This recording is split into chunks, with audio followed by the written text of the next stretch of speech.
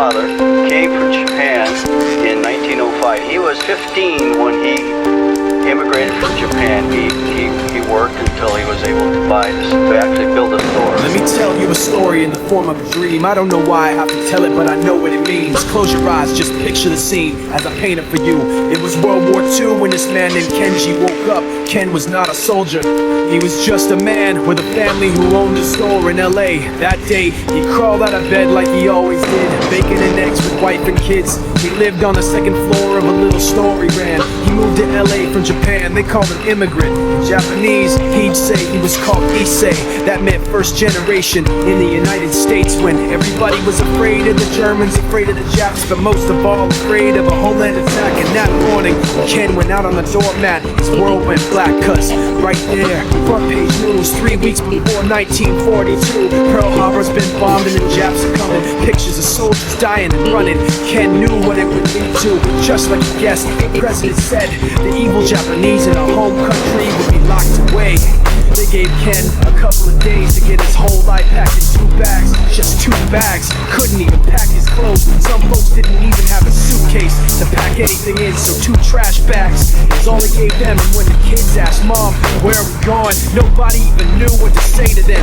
Ken didn't want to lie, he said the US is looking for spies, so we have to live in a place called Manzanar, where a lot of Japanese people are. Stop it, don't look at the gunmen. You don't want to get the soldiers wondering if you're gonna run or not, because if you run then you might get shot. Other than that, try not to think about it. Try not to worry about it being so crowded, cause someday we'll get out. Someday. As soon as war broke out, the FBI came and they just come to the house and we had to come. All the Japanese had to go. They took Mr. Need and people couldn't understand why they had to take him, because he's an innocent laborer. So now they're in a town with soldiers surrounding them. Every day, every night, look down at them. The watchtowers up on the wall, but Ken couldn't really hate them at all. They were just doing the job, and he wasn't gonna make any problems. He had a little garden, vegetables and fruits that he gave to the troops in a basket his wife made. But in the back of his mind, he wanted his family's life saved. Prisoners of war in their own damn country, what for? The time passed in the prison town. He wondered if he'd live it down if and when they were free. The only way out was joining the army, and supposedly some men went out for the army, signed on, and ended up flying to Japan with a bomb. That 15-kiloton blast put an end to the war pretty fast. 2 cities were blown to bits. The end of the war came quick.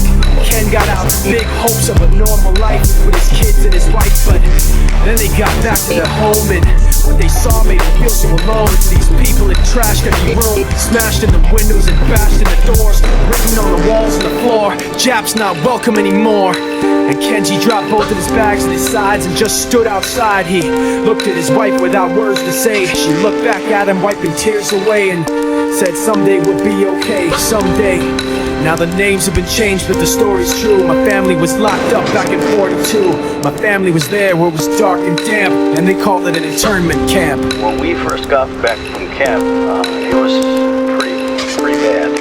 I remember my husband said, oh, we're going to stay till last. Then my husband died before they closed the camp.